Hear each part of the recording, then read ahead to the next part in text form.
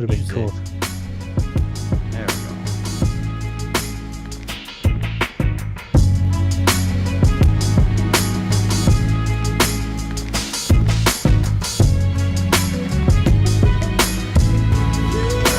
Live on the things. Hello, everyone. Let's see who we got coming in.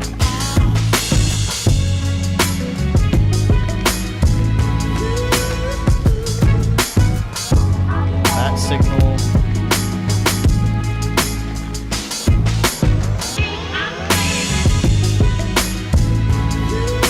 Right.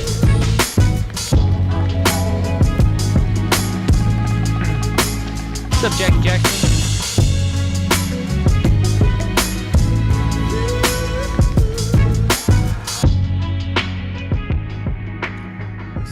What's up? Who's in here? Jackie Jackson. Cristobal Lopez. I swear, ERCOT is doing something with my Nest thermostat. I know. Right? Like, I turn it down and it won't cool, you know? That doesn't make sense. But it could be. Conspiracy. Thomas says giggity. All right. Looks like got people filing in here. Ready to do a little shoe. Let's do a show. Really good shoe. Shoe. All right. Oh. Live on all the things. Oh, I'm gonna re Facebook the Facebook. You know, for Facebook. my two friends that care about it. Let's see. I have completely stopped posting on Facebook. Like, I have also stopped posting like personal stuff on Instagram as well. I'm just like, Yeah. I don't know. Oh, nice, Cristobal. I was going to ask you if you got your scholarship. That's awesome. I need to check on all those. Let me tell you how hard that was to send those out. Oh my gosh. I had to handwrite all those things for those different countries one by one on multiple forms and customs and all of that at the post office. And wow, like it was, every single one was going to a different country. So I'm glad that everything is starting to show up. I'm so glad I got those out of there. Mm-hmm. It's off your to-do list. Mm-hmm. That's the important part, right? It's true. Been on my to-do list for like 6 months. All right, I think we're ready to go. What's up, Here Jeff we Webb? go. Jeff Webb. Well, Jeff Webb's been showing up again lately. Good to see Yep. you. All right, here we go. What's up and welcome to another Mograph Mocast. I'm Dave. And I'm Matt, and it's just us today. Just us. And Mograph is a supplement to our site, mograph.com, which is a motion graphics tutorial site with tutorials, plugins, podcasts, and other Mograph stuff. And on the show, we talk about everything ranging from motion graphics to Cinema 4D, After Effects, plugins, render engines, doing business, doing taxes, being a contractor,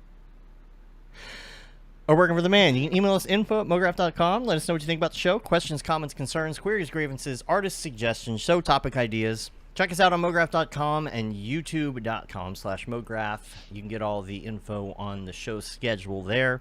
Not a lot up there right now. We have a lot of like random people scheduled for the next few months, but like not fully in order.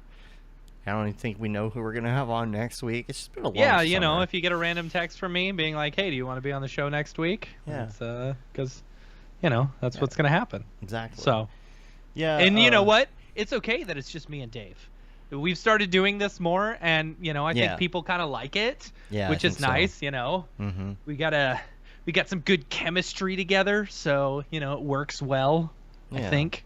Yeah, it's nice to catch up on the little things that we don't necessarily talk about when we have like, you know, people on, because you know, otherwise they're just sitting there, you know. Yeah. So Brian says looking forward to camp. It's gonna be so much fun. I had a camp dream last night. I can always tell we're getting ones? I can always tell we're getting closer to camp once I start having more camp dreams. Right. You know. And then, you know, you get the camp dreams after camp, of course, you know.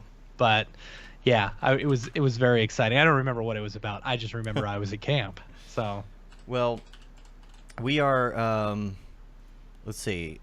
gosh, there's so much going on. So there is so much. There's a lot. So there's Seagraph coming up, and then we've got some other events. We're going to Half Res. We're going to go to that for sure. That's a week before camp, which that's actually going to be a lot to do in like a couple. We need to book those flights and stuff. Yeah, we do need to do that.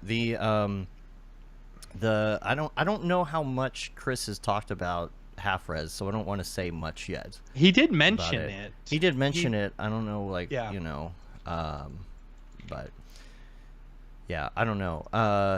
Seagraph, halfres.com and check it out. Yeah, check that out. And what else is going on? We got the 3D Motion Show this week. This week. Yep. So 3dmotionshow.com. A bunch of our friends going to be on that one. I'm going to actually look that one up real quick.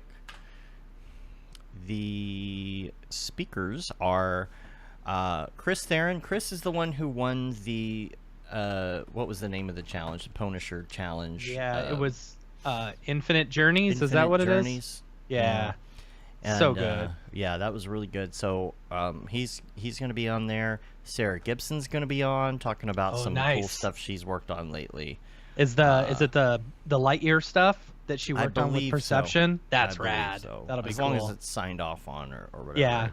And, we need to have her on again. We do. Yes. Tatiana's speaking again. Nice. Luis Miranda's speaking again. So nice. That's going to be fun. Yeah. All the good group of people. Mograph friends. Sarah can't make it to camp. Chris is going to be at camp because he won the challenge. Yes. Is Luis coming? Luis is coming. Yes. Okay. Yeah. Yes. Luis so lots coming. of campers. Yeah. See lots of campers this week. So speaking of camp, let's talk about that for a minute. So for those of you who are coming to camp, make sure and check your email, as you'll hear me say multiple times over the next few months. Check your email. We just sent out an email. We built a camper portal, which is great. You know, it's the first time we've done it, and so really excited. If you go to campmograph.com/portal, I believe, check your email. You'll get the password so that you can sign in and stuff. But it's great. It's got a whole list of, like, you know, this is the closest airport. Here's the camp address. Here's what check-in, you know, here's where you can sign up for the airport shuttle if you're wanting to take the shuttle over to camp, which is great. That's going to be, so when you sign up for the airport shuttle, you can pick the specific time of the shuttle that you want to come on, and then you can also fill out all your flight information so that we've got that as well, which will be great, you know, and we'll use that to determine, you know, either we're going to stick with that schedule, or if we have some changes where people are like, oh, no one's coming in at this time, we'll just cancel that shuttle or whatever. So that helps us. So make sure if you're going to take the shuttle, go into the portal and sign up for that. Make sure and check your email for the password to get into the portal. It's also got. We know you're not going to check your email. We're reminding you to check your email. Yes, we're reminding you to check your email. I know we're going to get an email saying I can't get into the camper portal because you got to check your email. What about the shuttle? Yeah.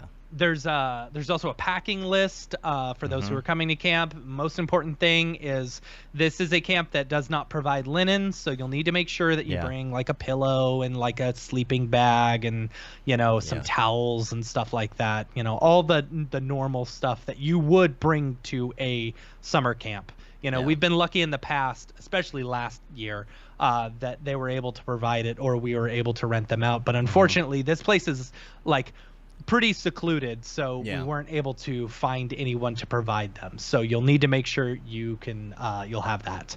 But it includes that. It also includes a tentative schedule. So if you want to take a look, if you've never been before and you're like, hey, I don't know, you know, let's see what it looks like, you can do that there. If you're tent camping, you can also let us know if you're deciding to tent camp. We've got a sign up there. Something very important on here. I hope it's on there. I was talking to Vernon about this. We need to make sure that we know if you are tent camping, like if you're planning on like giving up your room to tent camp, we need to know that, as opposed to I'm just going to put a tent out there and be out there sometimes. because it's like we're gonna give away, if you say you're tent camping, we're gonna give away that cabin probably, or move things around or shuffle. If the biggest thing with the tent camping is, this camp is different than previous camps. Previous camps, the past 2 camps, there has been like a central like bathroom and shower area that like a big communal space. With this one, each cabin has 2 bathrooms and 2 showers and stuff.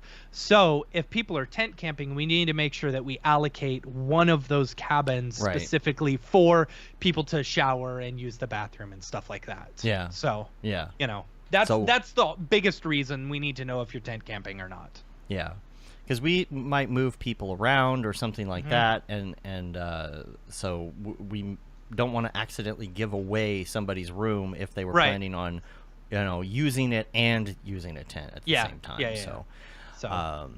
Sorry, I just realized I don't have any of my lights plugged in, and I don't want them to like turn off in the middle of the show. Well, that might happen anyway, because we're in Texas and we don't know about the grid. Yeah, I'm gonna let this one just go. We'll see what happens. That's the thing. So like we are going through a massive heat wave, and for some reason they're surprised that it gets hot in Texas during the summer, and they're saying we don't have enough energy.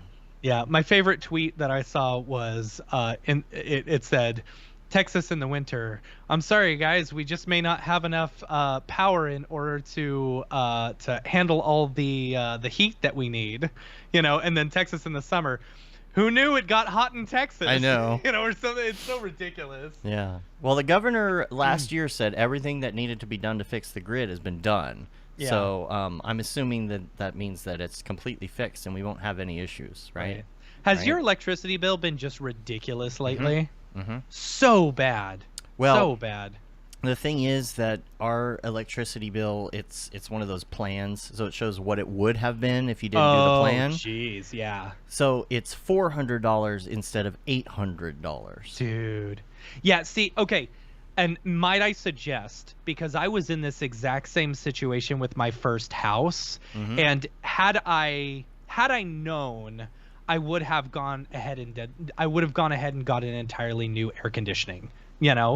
I know that's a lot, but the amount of money that you'll save by doing a brand new air conditioning and get like radiant barrier in your house, like to heat my whole, or to cool my whole 3,200 square foot house, my bill during the summer is like $250. That's pretty good. See, I went up. It's real good. Here's the thing, my air conditioning's out right now. Yeah. So I do have a window unit here, so I'm comfortable. The 3090s are fine. Right. There's air conditioning downstairs, so you know. Oh, okay. It's so the upstairs is out. You're like Nick. Yeah. Yeah. It's so the problem is it still is like 90 degrees. I went up thinking maybe it was a fuse. We had a fuse problem last year. It had to have been 150 degrees in my attic. I'm like, I need radiant barrier. Yeah. It was too hot for me to stand in the attic barefoot. Is absolutely amazing. It's crazy. When I went from my very first house that we bought, we were paying, like, our first bill during the summer was $700, and it wouldn't get below 78 degrees in our house. That's right? Insane. So I had to do average billing, so I was paying $300 a month for electricity even during the winter. Ugh, Yeah. So I mean, that's the thing. If you're doing the average billing and it's $400 a month, it would be more advantageous for you to buy a new air conditioning unit, get the radiant barrier. As much as the investment sucks, like, your electricity bill will go down to practically nothing. Yeah. I might do that because it is sweltering. 5 minutes in the attic, I came down, my shirt was soaked. Yeah. Like, I mean, like it's even like sauna. that with the radiant barrier here, but it's hot. It's just hot. I couldn't even touch the air conditioner, and it was off. It was just that hot up there. Yeah. Yeah. And not even in direct sunlight, Yeah. It's crazy. I got my first water bill after fixing my pool. So I don't know if anyone knows about my pool fiasco. Yeah. So the pool had a crack in it, apparently, or a leak, and it was just leaking. It was leaking 200 to 300 gallons of water a day. Right. That's awful. And so they had to drain the pool, and like my bill had gone up to like $200 a month, and I'm like, man, this is ridiculous. Is this what it costs in order to have a pool? Right. So they fixed it. they refilled it, and then I got my first bill after, and I had turned on my sprinklers. It was $100. I was like, okay, feeling a lot better about my pool, but I couldn't get it to, stay clear instead of green, so I had to hire a pool company, so that cost me an extra $200 a month. Well, all that to say, power might go out during the show. Yeah. We never know. Yeah. I hope that doesn't happen during the 3D motion show this week. Yeah. If so, you can thank Greg Abbott. So the camp stuff, you talked about the portal. You want to talk with sponsors real quick? Yes, absolutely. Oh, by the way, EJ will be on next week. Okay, nice. There we go. Huge shout out to our sponsors. We could not do camp without them, and we're so excited to have them on board. So make sure and give them a big shout out, because they help keep the ticket prices down so that motion designers don't have to pay as much for this. So big shout out to our global sponsor, Otoy. Otoy is sponsoring the whole event, and we thank them so much for that. Otoy presents Camp Mograph, and while you're there, you'll be staying in one of the two villages, either the Maxon Village or the Video Co-Pilot Village. Big shout out to them for their sponsorship. And our gold sponsor, Grayscale Gorilla. We're super excited to have them on board. I believe there may be 1 or 2 Grayscale Gorilla people coming to camp. Ooh. I can't say whether or not that's true. I can't confirm or deny. I know at least one person will be there. But, cool. So yeah, it's gonna be a lot of fun. I'm very excited for camp. Also on the portal, if you want to do the camp mixtape, we have started throwing together a mixtape of cool vibes to get yourself ready. Yeah. For We should put it on an actual tape. Oh my gosh, how much fun would that be? Boom box. Yeah, I mean, because there'll be like no connectivity at camp, so I'll have to play it on a cassette tape. I can do that. I got a cassette recorder here somewhere. Oh my gosh. Could you imagine us giving out like actual mixtapes or whatever? Oh my gosh. Oh, what if they look like mixtapes, but it's actually like an SD card with a whole bunch of like music that we just burned or stole? Stole. Or we could do Walkmans. Can you get Walkmans for like $5 these days? Like, I doubt it. I bet those things are expensive. That would be funny. Yeah. So we could 3D print some Walkmans. There you go. Yeah. Yeah. Like fake ones. The other thing I was going to mention is the Columbus Society of Communicating Arts. If you are in Columbus, we're going to be speaking there in August. Yes. That's going to be a lot of fun. Exact date on that, because I don't have the exact date. I believe it's the 18th. 18th. Yeah. Mm-hmm. I was going to say it's my kitty's birthday. There you go. Also, that's the day Amy and I started dating. So, if you're in Columbus, come say hi. And then we got, what else on the agenda here? Talked about the 3D motion show. Vacation. We're both back from vacation. I feel like everybody's been on vacation. I don't feel like I've talked to you in like 2 weeks. I don't think we've talked to each other in like 2 or 3 weeks. It's crazy. Yeah, our vacations overlapped. So yeah, for the first time ever. Yeah, you took 2 weeks, and then everybody's been. I mean, Nick was on vacation. Yeah. Pickle Nick, and we were texting our friends in the Halo chat. Yeah. And everybody's posting photos of being on vacation. Just everybody's somewhere right now. It's like, I just feel like more people I know went on vacation this year. It's weird. I know. It's nice. You got to enjoy it before the world ends, right? Yeah. Right. Yeah. All the sea algae or whatever that's dying. Anyway, no, this was the best vacation I've had in a really long time, and like so we went to Disney World like you do. Yeah. So, and I figured out a hack for making it a lot cheaper. If you want to know, hit me up and I'll tell you. But I'm not going to put it out publicly because I don't want people to know and then them to shut it down. That's funny. So, but it was funny. So we were there last year, and I was sick the whole time. I had an upper respiratory infection for like a month, and we were there for 2 weeks. We were kind of celebrating that Beeple money that came in, and so like we were there for 2 weeks, and I was just miserable the whole time. Well, this time I like made sure not to get sick, or I started like having some of that stuff. like a couple days before I left, so I went and called the doctor. And it was crazy. He's like, "Oh yeah, I'll prescribe you a Z-Pak, even though I don't think you need it. You'll take it just in case, because I've been hearing that doctors in Florida won't accept out-of-town people right now." It's like, oh, geez, that's ridiculous. Why? I have no idea. Jeez. They're just, yeah.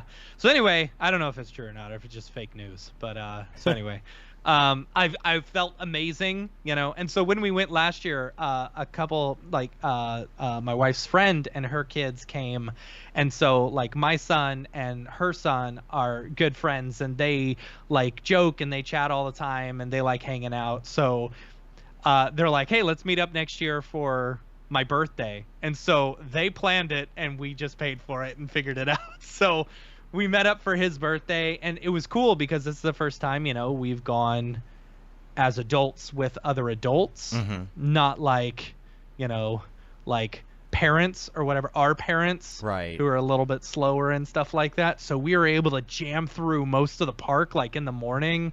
And the new Genie Plus system, as much as people want to complain about, like, yeah, you have to pay for fast passes now, dude, it's so worth it.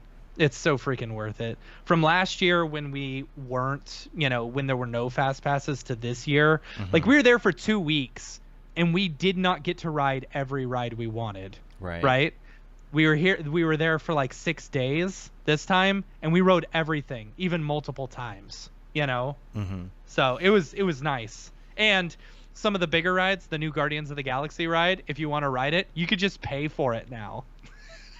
Oh, you could just, yeah. Huh. So like if you want, they've got 3 different parks. 4 different parks, all 4 parks. They have one ride there in each park where you can just pay to ride the ride, And it's like, then you don't have to wait in line. You just go straight to the front of the line. So it's like, for me, it was like, okay, I'm going to pay $14 or whatever to go ride the new Guardians of the Galaxy ride, which is absolutely incredible. It's the best ride I've ever ridden, right? So I paid $14, and I was in line for like maybe 5 minutes, So you walk in, and then you get to go, you have the rest of the day to go do whatever. You're not standing in line for 2 hours. Yeah. $14 is worth 2 hours of my time. Right. You know what I'm saying? Yeah. So, but yes, Jackie Jackson asked if I did do the new Star Wars ride. I have done it. Yes, the what is it? Rise of the Resistance. It is absolutely incredible. It's so immersive. Like, it's so great. It's the best ride. Is that Disney... the one where you take off and you can? It looks like you're leaving the Earth and all that. I saw it on TikTok. No, that is actually Space 220. That's a new restaurant that they have. Oh, it's a restaurant. Okay. It's a restaurant, yeah. So like we did that as well. Really expensive. Not really worth the stuff. Space 210, as someone who has done like graphics for LEDs and stuff like that, I feel like they could have done a better job. Right. Yeah. I feel like they could have done a much better job making you feel like you're in space. Like. Yeah. I would love to work on something like that, but I think they do it all in-house.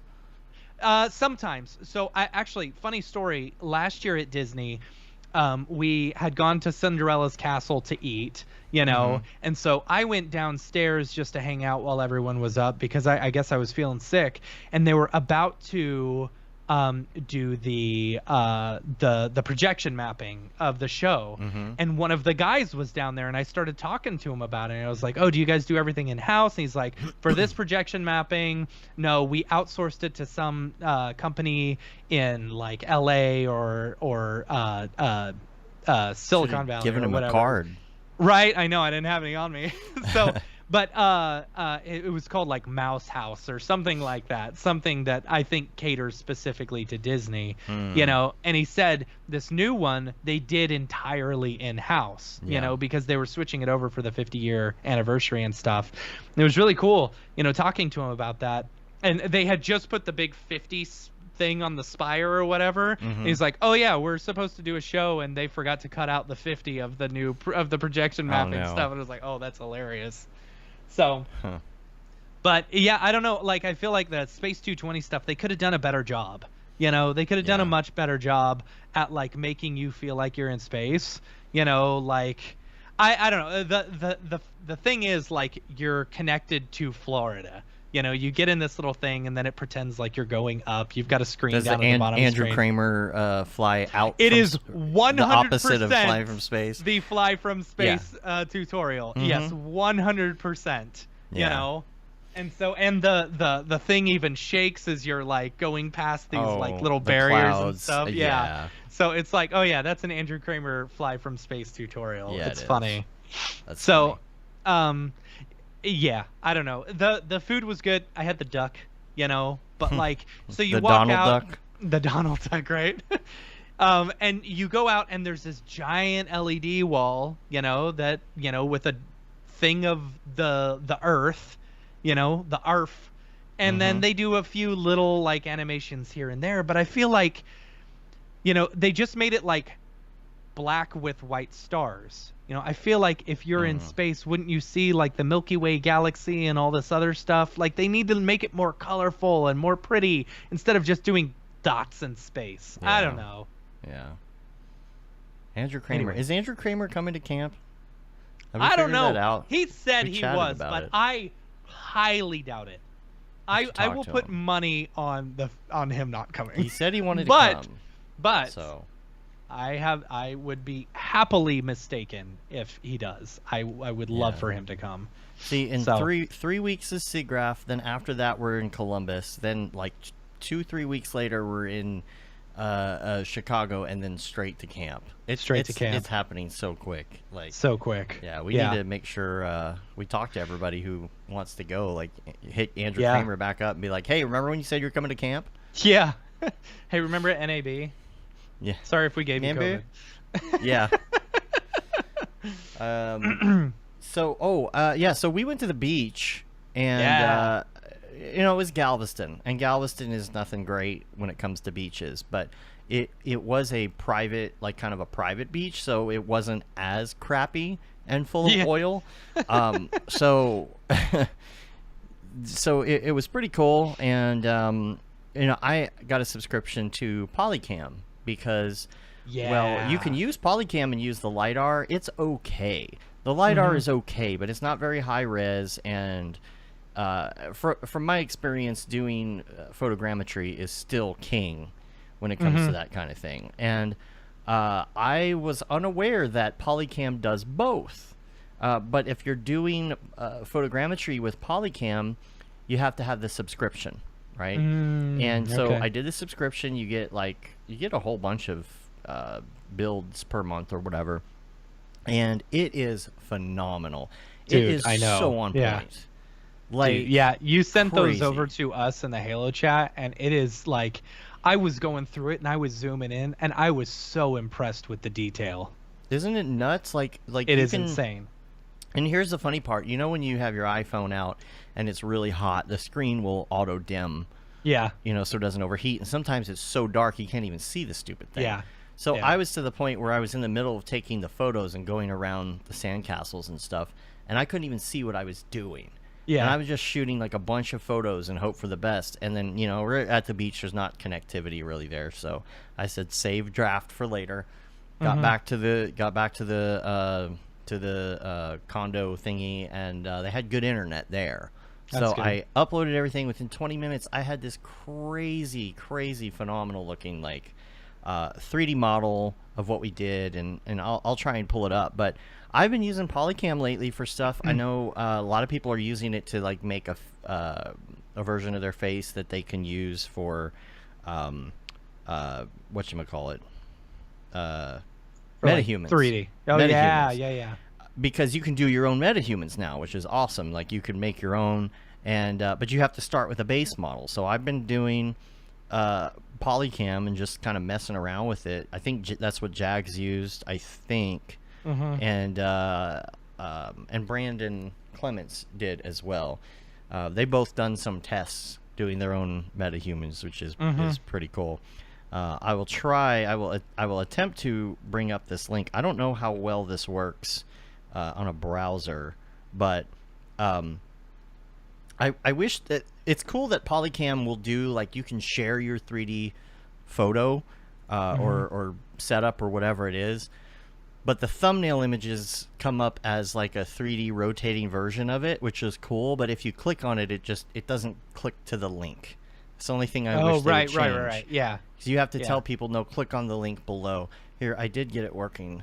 Let me go to the screen, if that works. There we go. So I just pulled up the link, right? And so this is the sandcastles. Like, it is absolutely insane how close you can get to everything and still get that fine detail. Yeah, I did one separately of the turtle too, and it was amazing, the detail in it. Yeah. So my daughter did a lot of digging and excavating, and that's all she wanted to do the whole time. So as she was digging that and throwing it up here, I decided to put that together and make a turtle out of it. And we had these fun little sandcastle things where you can, like, it's like a mold where you like fill it up and take it off, unclamp it. So it is just so cool. And this was just me walking around blindly doing like 50 photos, 40, 50 photos, something like that. Yeah, really good detail. And you could take this, you could probably finagle some sort of like fake normal displacement map thing out but of like it. Think about it. Like if you're on set, and you need to, you're gonna have some stuff interact with the set, and you can just take a quick LiDAR scan of everything with your phone and have that information for later to be able to mess with. That's such a great tool. It's so great. Like, even if you're not using that and you're just using it for reference, right. Like being able to have that 3D data is absolutely great. Or to build something around it, or take it back into Z-remesh it or something too. You could do that. I got this other one here. Let me bring up the other scan. Here we go. You can see what this one. So the other stuff didn't scan. This is earlier before we were done with everything, but I was just scanning the turtle. But like, look at the detail in that. Dude, I know. That is crazy good. Yeah. Can you imagine you do a little octane sky, match the sun, right? All of that. Yeah, pretty cool. So that's really cool. Yeah, it was fun to play with. Yeah, what else we got here on the agenda? Short show today. We don't really have too much to talk about. We've just been gone for so long. So one thing, I've been going back and watching a bunch of old tutorials and stuff. Like how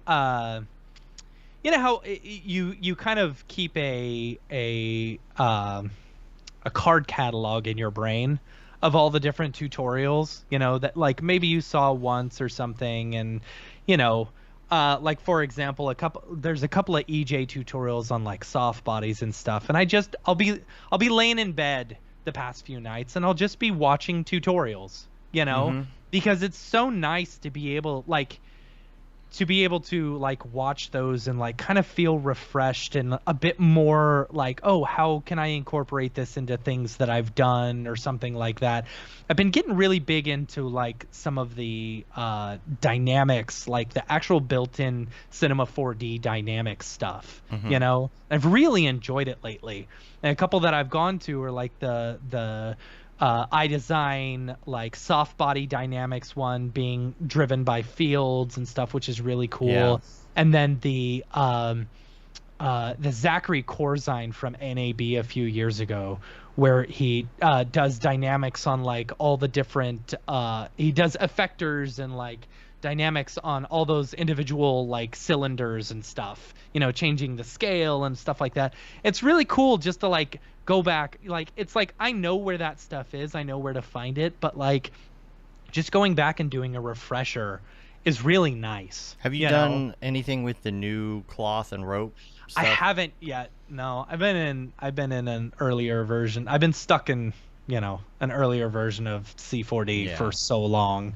So the fields thing for cloth now sounds interesting. Yeah, I haven't had a chance to play with it. That was just a brand new update just a few weeks ago, right? With the fields and the cloth. That's awesome. I'm amazed. I went back and watched the very first fields tutorials that Tim Clapham did at SIGGRAPH a few years ago. in Vancouver in like 2018 when they first introduced fields. And it is crazy how good of a refresher it is. And like just stuff like being able to drive vertex maps with fields and stuff is so cool. Like that stuff is just like, I don't know. You get so into your daily routine and just like knocking out stuff and using the same knowledge, that it's like so nice to be able to just like watch them and feel creative again, even if you're not even sitting in front of the computer. I don't know. Yeah. It's just been so busy the last couple years, like we've talked about. We don't even have a new reel or anything, and it's just been work, and so you don't get to do that stuff, and so it's been kind of nice to have some time just to sit and be creative. I've been harping on AI stuff. I know some people were asking about it here in the chat too, and so just doing, I wish I had access to the Dolly 2 because that's kind of a whole nother animal. Like that, like the results of those are just, they seem so crisper. Good. They're crisper, Yeah, like a lot more detailed, a lot more accurate. Like less I feel dreamlike, less dreamlike. Yeah. Like the other one always felt like it was getting the point across, and you could definitely use that as like a starting point. Exactly. But it wasn't detailed enough to like really sell it. Right. Exactly, and that's, but that's fine because I don't feel like, first of all, like I don't like this thing where people are just going to Midjourney and typing something in and then posting it on Instagram. Right.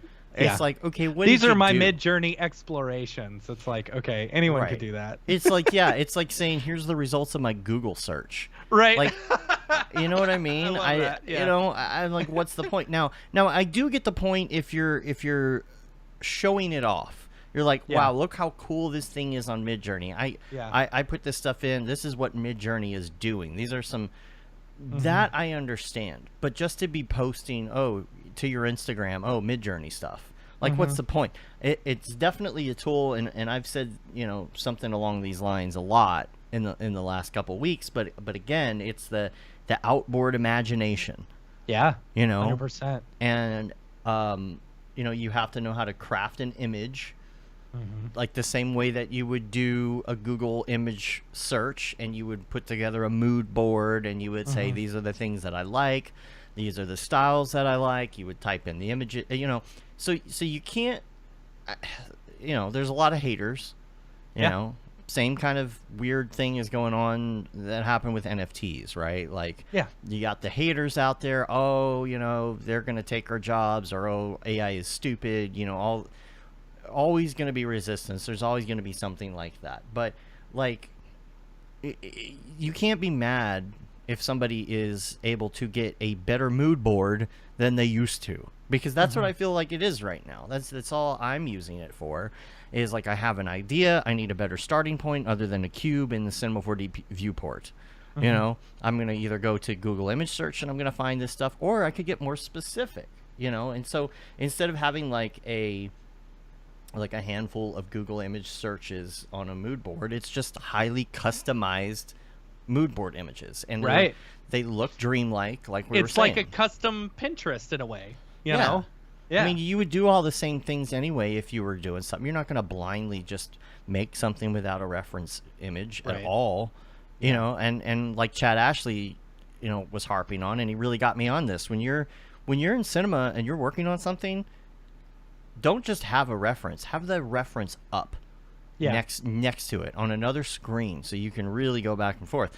And that's what I do, but now I can have something closer to what I want it to look like. And I say, that's it right there. That's the dream version of what I want. Now I'm going to go ahead and build it myself, now that I've figured out what I want. So it's just like having an image in your dream. You're trying to explain a dream to somebody, and you're like, it's kind of like this, but it's kind of like this, but it's not. And so instead there's a snapping sound in the background, and like some scissors, the scissors. Y'all know what we're talking about, right? If somebody gets that reference, I'm gonna be real happy. But yeah, you still have to interpret them into 2D or 3D, just like you would anything else. But I feel like it has really helped me overcome some creative blocks. Big that time. Thing that you did the other day, I don't know if you posted it or not, of Which one? The little library scene. You know? Yeah, that's on my Instagram. Oh, beautiful. Thanks. Beautiful. I worked a long time on that. Yeah, that's good stuff. That gave me Loki vibes. You know? That's funny. That's what Julie said too. And that's I haven't funny. seen Loki. So oh, really? No, I'm not a big I'm not in. I don't watch that stuff that much. Yeah. So, dude, Loki is an excellent show just to watch. Like, you don't need any background. I mean, it sets up this entire fourth realm of Marvel stuff, but you don't need any background on any of that. You know? That's what I guess a lot of people. That's a really fun style to do. Yeah. And I have some stuff that I've done like in a day recently. I haven't posted everything, kind of trickling it out. But I've just been on this creative streak, and I feel like it's due to A, having a little more time to concentrate on this stuff, but B, really being able to use AI to help me get over a creative block that I feel like has lasted let's be honest, my whole life. But right, 15 years. Yeah, but really the last few years I just haven't been able to just think of anything and that I really want to do. And I'll probably expand on it a little, maybe do some TikToks, I don't know. But this one in particular, actually, I ended up spending extra time on because I was really getting into it. And those are the ones that, maybe you like it and you end up coming back to it and exploring a short or something that, has to do with it or whatever. I think it's a good way to get ideas on what you really want to expand on. A lot of people are like, oh, I want to do a short, but I don't know what I want it to be. And I feel like finding your favorite dailies is a good way to come up with a short, because I could imagine, coming up with a kind of a storyline around what I made. So be cool to just do a whole bunch of different AI art, but done you take it and that becomes your storyboard. You're like, okay, shot of this and this and this, and then that becomes your storyboard. And it'd be really fun to do that and animate it, Yeah, and that one in particular, I did a lot of different variations of. You should see all the variations I had. But I had the one main one that I was like, this is what I'm going to recreate. And then there's other similar images that I came up with. And I'm like, okay, I could revisit that later too. Yeah. So... yeah, I want to know what other people think of this as well. Email us or tweet at us or whatever you want to do. Mostly just email us. It's easier. But tell us how you're using it. Tell us if maybe you agree with that, maybe you don't. Maybe I could bring this up and show you actually. My account is Mograph Dave. I really don't talk about it much. I probably have 4 followers. This is your Instagram? This is my Instagram, and I'll see if I can actually find the reference images for it too. You should open up Mid-Journey and let's just go through a few things to kind of show people. That would be fun. Yeah. Yeah, we could do that. Except I'd have to open Discord, and I don't want to do that. It might crash my computer. Oh yeah, it would crash your computer. Yeah, so I'll show you the reference image here. There's actually 2 in particular, and I got to bring up my pure ref to show you. But I was just, I think I don't remember if it was my daughter I was talking to. We were coming up with some ideas, or maybe it was Jeremy. I don't know. It's on Discord. And trying to come up with Jeremy, that, by the way, speaking. Oh, yeah. Jeremy got engaged. Congrats. So I wanted kind of that creepy back rooms.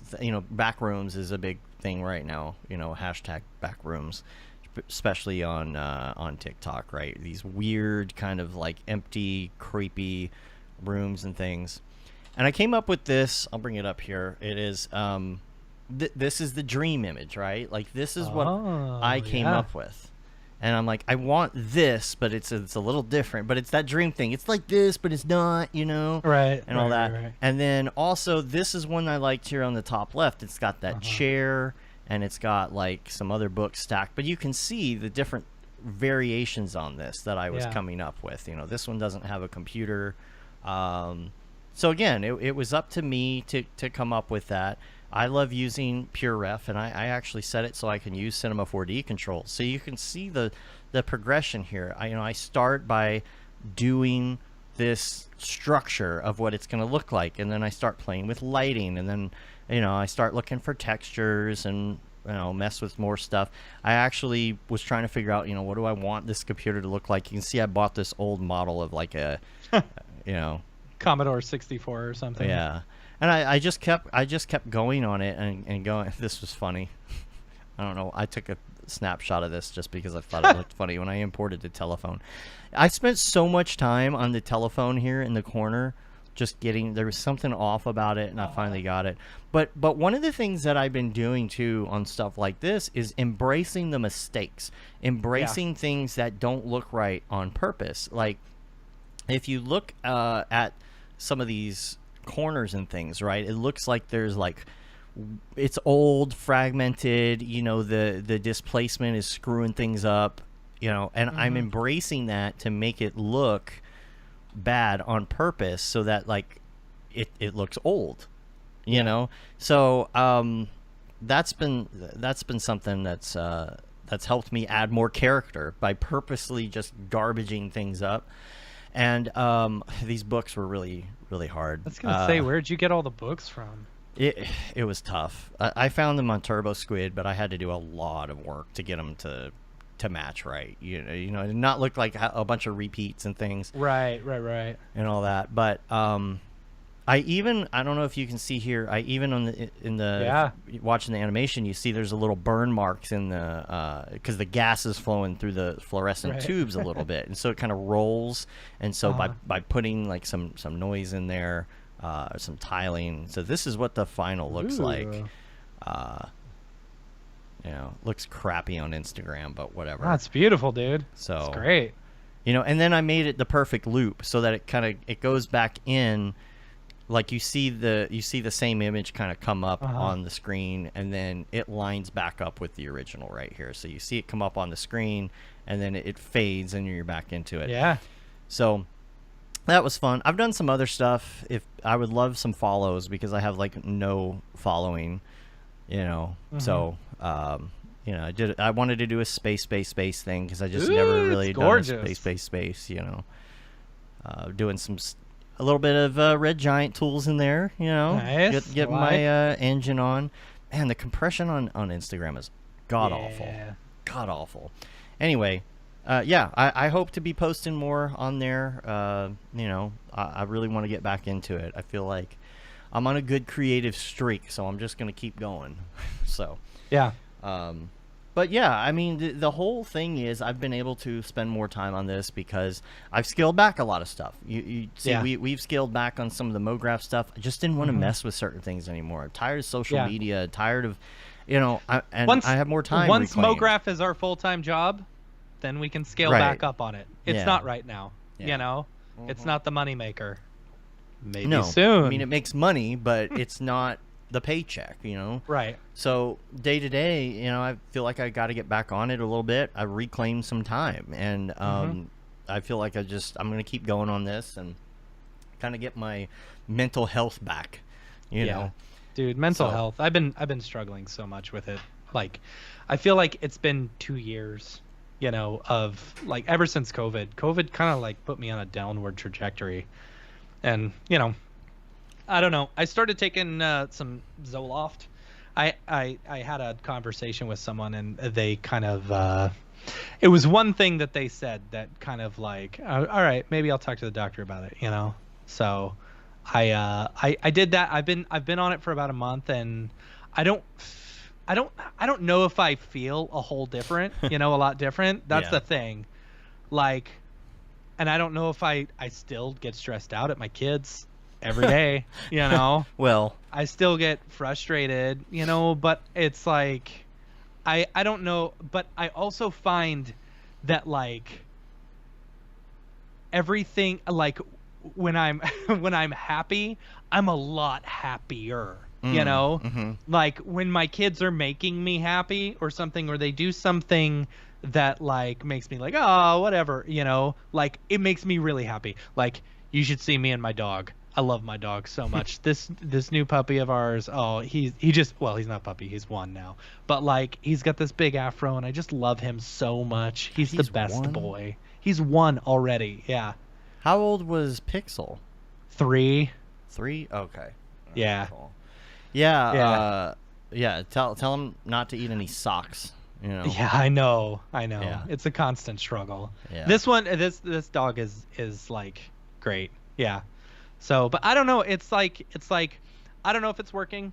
You know, if it is, cool. I'm just gonna keep taking it because if it's working, great. If it's not, then I'm not hurting myself. You know. Right. Yeah. So I think reclaiming time, especially these days, is helpful too. That's another thing. You and I just finished up a major job that we've been working on for 4 months straight. That was probably the most stressed out I've ever been in my life. Yeah. You know, and it's like then coming off of that and then going on vacation and getting on medication at the same time. It's like, am I happier because I no longer have to do that? Right. You know, or am I happier because, you know, the medication's kind of taken a it's working. You know. Yeah. I don't know. But there's there's the pressure of everything going on. There's I don't know if you sent it to me, I sent it to you, or maybe neither. It's a TikTok where this it was the TikTok where the guy was talking about doing client changes. You know, like can we make the dogs in this thing look a little less horny or something? Yeah, I did set you. And then he's like, and then like 5 minutes later, you're on TikTok, and it's like the world is ending, democracy is crumbling, it's the end of the world, like, and then you flip back, and then your boss is like, yeah, so can we change the logo? We kind of liked the horny dogs. It was pretty good. Can we make those? Can we put those back? Yeah, and so it's this craziness of trying to be creative in these situations, and like. That's the thing, right? Like the project we were working on, it's like everything is going on, everything's imploding, everything's going on in your personal life and family and the politics and all the things, and there's not enough hours in the day. Oh, by the way, while you're at it, sit down and be creative right now because this is due in 2 hours. Yeah. You know? And that's really tough to deal with the way the world is right now. And then, you know, COVID and all this stuff. And doom scrolling. Yeah. And one of the things that I've been doing, besides like not being on social as much, which I still am sometimes, you know, and I render. I like to get on TikTok while I'm rendering and whatnot. But and I talked about it last week. Is this timer? I don't think you've seen this yet. It looks like a nest, and it's really been helping me. And you just tap it right here to turn it on, right? And then to set it, if you do a fast scroll, it'll do the minutes. If you do slow, you get the seconds, and then you just start it. And it's really that simple. And I leave it on my desk, and I do 20-minute increments when I'm doing like job work, and I'll do 45 if I'm doing creative work. Right. So yeah, I'm telling you, it I don't know what it is. It's really helped me concentrate for some reason. I don't know. It's that I use this excuse all the time whenever I'm cleaning with Amy. Like anytime we're cleaning the house, it's 20 minutes of actual work, then a 5-minute break. You know, like that's how you stay creative or whatever. You know, Amy hates that I say that. I'm like, cleaning, it's like 20 minutes of work, and then you take a 5-minute break. Right. But cleaning helps. Like cleaning my office helps me. I think you said same thing. You know. I don't know. Like I get in these funks, and this has been my whole life. You know, if you were to tell my mom, "Hey, Matt's in a funk," guess what he's doing? She's gonna be like, "Oh, he's rearranging his room." You know, it's like that fresh perspective on life or something. It's almost like that's how I determine different points of time in my life is by like some sort of change. You know, right. And so it's like for example, when Nick was coming over every day, I had my office set up a different way, you know, and then once he left, that was the start of COVID, and it's been the same ever since. And I feel like I need some sort of change, you know. But it's like, what sucks is this is the most effective way to have my office set up.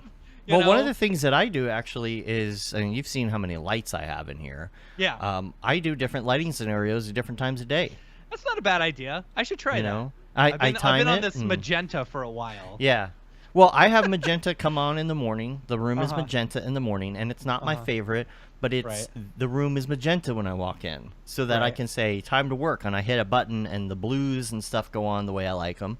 And then at night, there's more reds and stuff that come in, and it's all timed, and then I can change it, and I like that because I feel like I'm in a different environment different times a day. Or I'll open the blackout shade. That, if I'm doing emails, I'll open the blackout shade. It's just like daylight in here. And it feels like a change of scene. Like, COVID, you're just cooped up in your house. So, By the way, had some sushi in Disney World. So good. Their California rolls are killer. Were you in California? Or no, you were in Florida. We were in Japan. In Epcot. No, I mean, you were in Epcot. So you were in Florida. Yeah, we were in Florida. Yeah. But I was in Japan. We went and did hibachi, with all the kids and stuff like that. That was a lot of fun. Now I want sushi. I know. I can't, though. Back on the diet, man. Gained too much weight. Gained way too much weight from going on vacation and stuffing my face full of oatmeal cream pies. And they're dangerous. I got a couple other notes here. I don't really know what else we're going to talk about today. It really is a short show. All right. It's a fun. I mean, this is the point. This is the point of us too. Yeah, it's a catch-up show. It's fun. Like, we just chat, we talk, whatever. If people have questions, throw them in there. For sure. We'll riff off of the subject. But really, it's like this. Man, I'll tell you what. This gets me pumped. Man, it gets me pumped. For all the other shows, it keeps me jazzed about doing the podcast. We're at 335 episodes.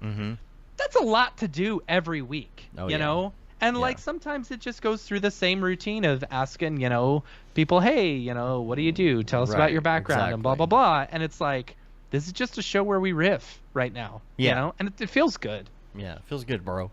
Feels good, bro. So I have a link about Substance Painter. I've had that note in there for a while. Substance Painter, there is a live link plugin that somebody's made that you can get on like Gumroad or something. I think that's been around for a while. Yeah. Maybe they just updated it or something. No, it's been around. I just wanted to mention it because I was using it.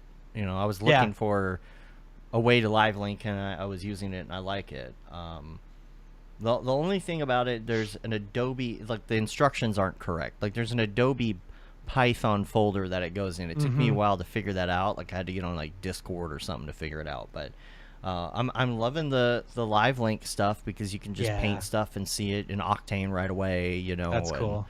Gives me I need to get into Substance a bit more. Yeah, it's great. It's so great. Like it's so you got to give it some time. I feel like it's easier to pick up than like ZBrush, right? Because it is very much like Photoshop. Yeah. Works the same way. So if you're good with Photoshop, and definitely like if you're gonna paint, you don't have to have a brush, but using a Cintiq with Substance Painter is chef's kiss. Yeah. It's pretty good. That's cool. I'm working on it was actually the first daily that I started on in this new phase, but I took a break from it and went to other things. But actually making this model and painting it and, doing the dirt and all of that stuff, it's so easy to do. It's so much easier than trying to do that stuff in Photoshop and bring it in as a UV texture. And so I still need to get back to ZBrush, though. I haven't messed around with it too much lately. But got those Cintiqs, and now gotta use them, but gotta have it set up. But you set up yours, right? Yeah, I've got a really long desk. Me too, like this thing is like 10 feet long or something. So what I had originally was I've got two ultra wides right in front of me, one on top of the other, and then I had one screen over here and one screen over here. So what I did was I took away this screen over here and then put all the extra space to where I can just slide over now and use the Cintiq if I want. Exactly what I did. So you just doubled up your screen and your key. Did you put a separate keyboard over there like I did? I did, yes. Yeah. I put a separate keyboard. Yeah. The biggest thing, I mean, as of right now, I'm not really in. I haven't been in Octane too much lately. I've been like really heavily in Redshift, you know. And like the thing is, since you can't use multiple machines at once in the IPR, you know, so like my power's not overloading because I'm not using all the computers at once, you know. So, but I need to find a solution to being able to like just easily slide over. And one thing that bugs me, and I wish Maxon would fix this, is like I wish I could use Cinema 4D on one computer and ZBrush on another, you know, with my license. Oh, right. Because if you have like a station for that. Correct. Yeah, right. Yeah. That makes sense. Which I think I get why they wouldn't want to do that, because then you could just buy one license and then have all your ZBrush artists use one license and all your C4D, when in fact it should be two licenses or whatever, you know. But like if it's the same with all the Red Giant stuff, I don't want if I want to work on After Effects on one computer and Cinema on another, because they can't run at the same time. You know, they just can't. Let me tell you about, oh my gosh, I've been having crashy Mick Crasherton every freaking 5 minutes. I on that project that I did with the library or whatever, that week I was working on that. Between After Effects, let's be honest, it's not cinema crashing, it's Octane. Yeah. And the reason is because I'm on an old version of Octane and I was waiting to upgrade. Yeah. You know, so everything was out of whack, everything was the wrong version. But mostly After Effects, I think I probably had 500 crashes that week. Yeah. After Effects just craps the bed and just the memory leaks. Oh my god. Here's something that may help, and I have not done this personally, but someone hit me up and gave me this tip with After Effects. They said what we normally do, and I know I do this, anytime there's a new version of After Effects, I'll just grab all my old plugins and just throw them into the plugin folder. Right. Well, those aren't specifically built for that version. So if you go back through and you reinstall all your programs to be fresh, or all your plugins to be fresh, you'll get less crashes. Yeah. I don't know if that's entirely correct or not, or if it will help, but you know, that option is always there. Yeah. You know, and I'm on like 2020 After Effects too, you know? And I'll tell you what, I was this close to buying one of those new Mac Studios this weekend. Oh, I was really? This close. I almost hit buy now. If I could have gotten it like this month, I would have purchased it. But it like the customizations that I did, it isn't available until the end of October. So I was think I have one of those showing up today at my place. A Mac Studio? Yeah. Nice. Not for me. It's not for me. Right. It's for Seagraph. But it will be fun to like play around with that, you know. Yeah.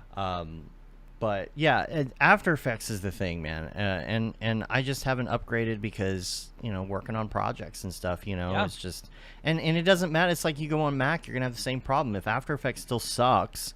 I've heard that After Effects runs a whole lot better on Mac, you know, and I don't know. I'm interested to see Octane do a Octane bench for the M1 Ultras, you know. Like, especially with that 128 gigs of unified VRAM. That's ridiculous, you know? I'm looking forward to...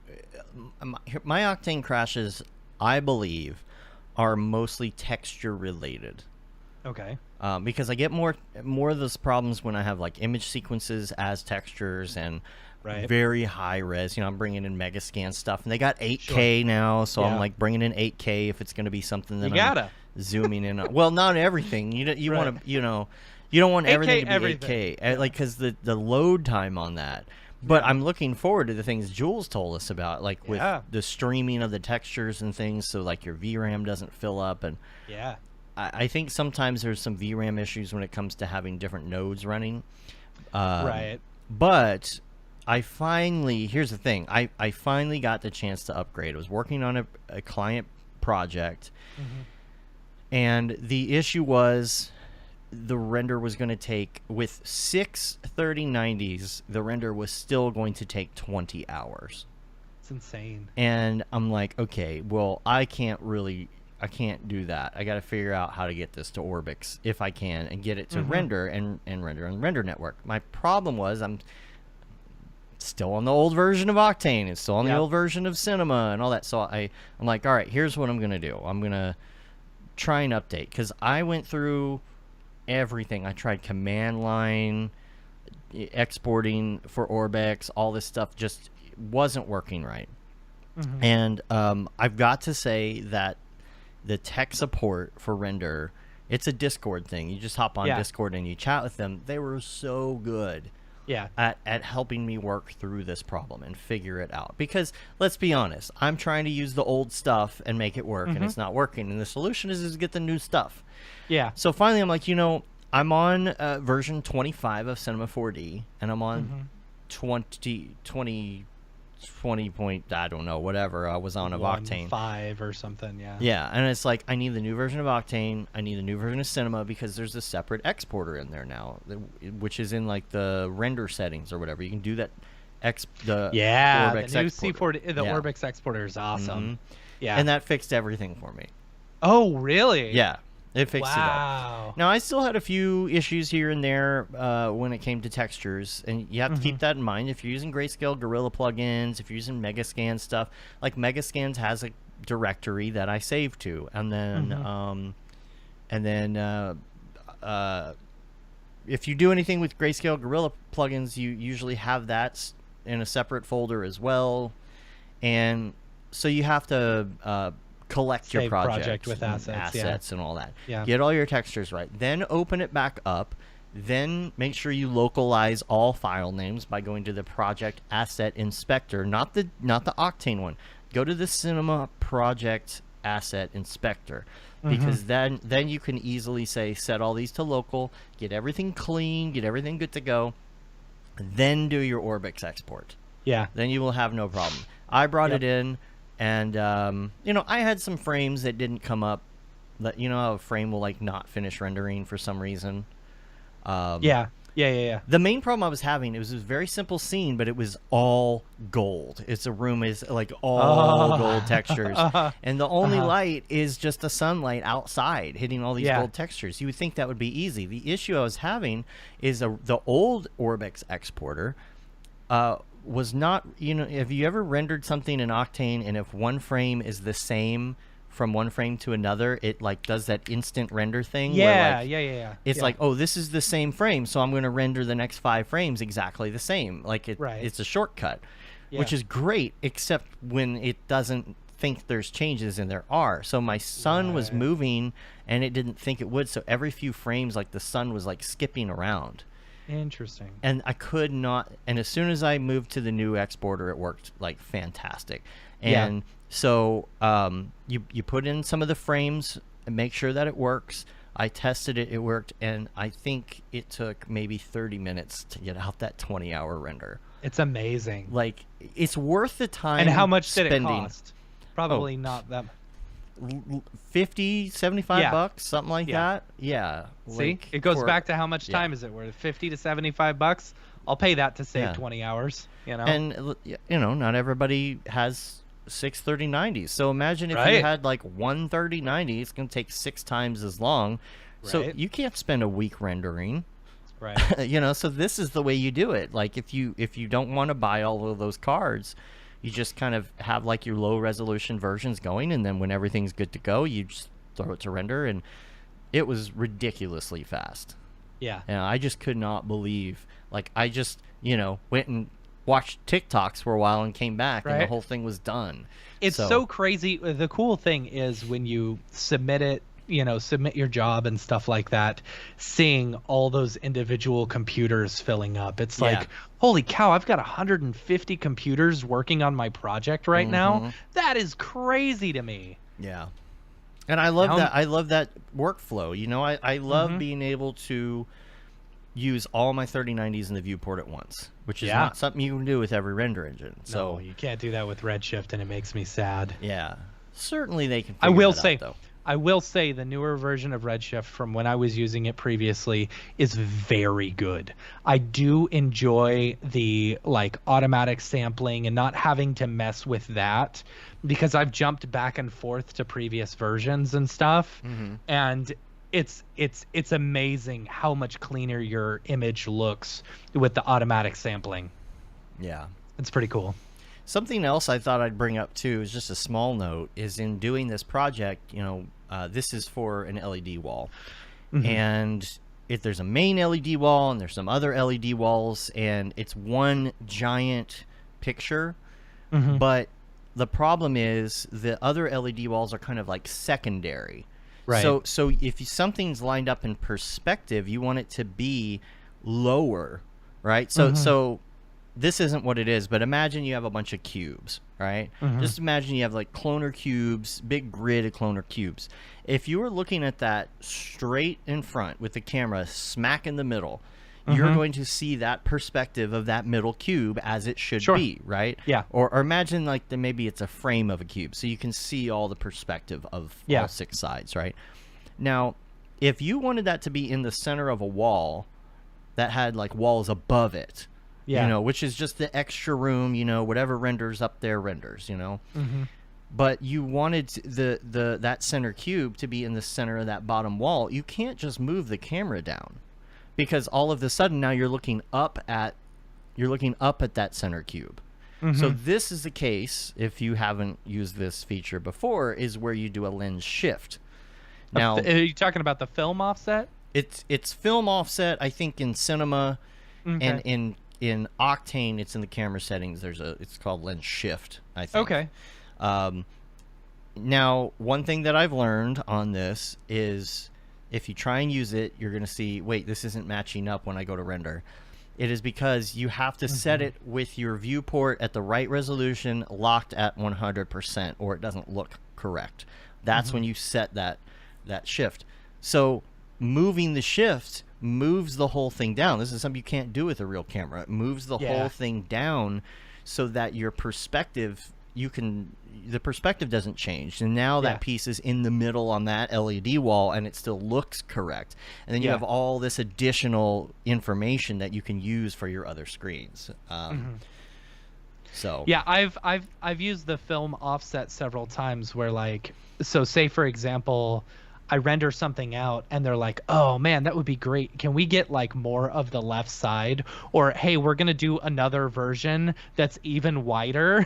And so it's like, what I would do is I would do the film offset on the X, and I would have basically the same thing, and I just like line them up in After Effects. Right. You know? Now, the only thing you can't do is like compositing with 3D data after the fact, like in AE. You know, if you were going to bring in that camera data, it's not going to match up with your render because it doesn't know there's a film offset in After Effects. Yeah. So the camera is going to be in the wrong place. So you have to you have to use it sparingly, but it is very helpful for things like that. So yeah. Might make a good TikTok. I don't know. We'll see. There you go. Yeah. Any other questions? I don't have anything else in my notes. That's like me vomiting all my stuff I've written down over the last few weeks. That's pretty. I would say that's pretty good for, you know, being on vacation. Right. And, you know, I am technically. Stuff, so I'm still on vacation until tomorrow night. So yeah, just didn't want to skip too many shows either. You know, got to keep it going. Yeah, totally. So, yeah. Any other questions before we go out? I don't have anything else to talk about today. Yep. I'm good. Thomas says you can actually do that if you use C4D AE. Will fix the offset issue. Oh, okay. AE Pro. AE Pro. AE. Oh, that's that plugin. Cinema 4D plugin thingy. Well, that's good to know. That is good to know. Yeah. Yeah. Anything else? Anything else going on? That's all I got. I don't know. I got my. I picked up this from Disney World, right? Ooh, it's the Reality Stone. From what? From Guardians of the Galaxy, the first one. Oh, okay. Yeah. Yeah. I did see cool. that one. It was like $100. It was worth it. Sage, we miss you. We get to see him at camp. He's coming to camp. I know. Excited about that. His was the cheapest ticket because we had a credit. Oh, that's right. for Canada Air. Yeah. That's funny. Yeah, looking forward to that. If you're going to be at Seagraph, I don't know how many people are going to Seagraph. Yeah. You know, it's should hit up Frederick Duquette. Yeah, for sure. While you're there. Yeah, who else is up in Vancouver? Angie Ferret. Yeah. And what's her name? X Particles. Amazing Fooey. Robin. Robin Howe. Yeah, Robin. Yeah. I wonder if they're presenting since they're up there. Sage is going? No, he's coming to camp. To camp. Assuming. Okay. Yeah. Cool. Sage, are you going to Seagraph as well? Yeah, I'm interested to see what Seagraph is like now. You know, it's going to be a little different. I think it's going to be smaller, you know, all of that. Yeah. What reindeer engine? What reindeer engine? That'd be a good comic. I know, Santa. Yeah. A render of Santa, and it says, what reindeer engine? That's funny. Yeah, I'll get right on that. And be right on that. What is it? Right on top of that, Rose. Right on top of that, Rose. Yeah. Yeah, I don't have anything else. I think it's just a good update for the week, and we'll be talking to EJ, see what EJ's been up to. Yeah, EJ made the suggestion that we bring on Windbush as well, so they can talk about their Unreal thing that they got going on. They got an Unreal contest. So. They do. Okay. Yeah, they just announced it the other day. So yeah, Windbush has been doing all sorts of stuff. Dude, that guy's all over the place. Yeah, and we got the new course coming out here pretty soon. Coming out, yep. Brandon's course. I think it's ready to go. I think I just need to make sure everything's good and release it. Yeah, let's do that. Yeah, I think I showed off. the trailer. Yeah, for you that did a while back. I need to post that on the socials. How was the show last week? I didn't get a chance to watch. It was good. Yeah, love Ellie. Yeah, and Jags did great filling in, and good. We had Thanks, some good Jags. convo. Yeah, it's good. Yeah, cool. Well, I'm gonna finish my vacation.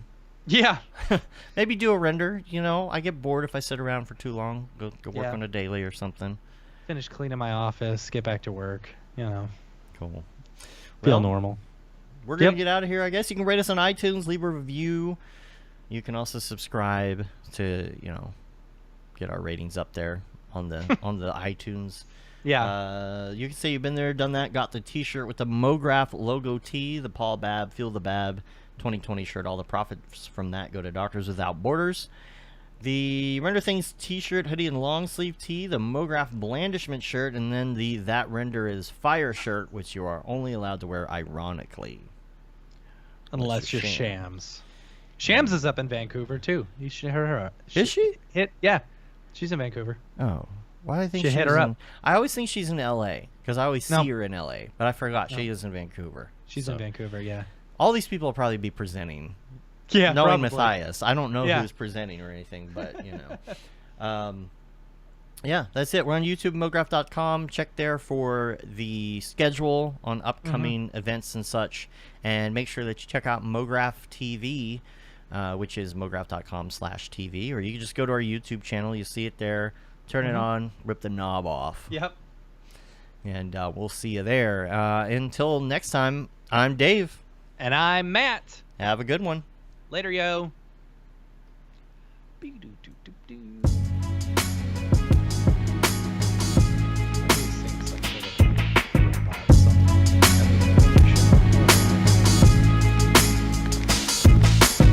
made Amy listen to the first Harry Potter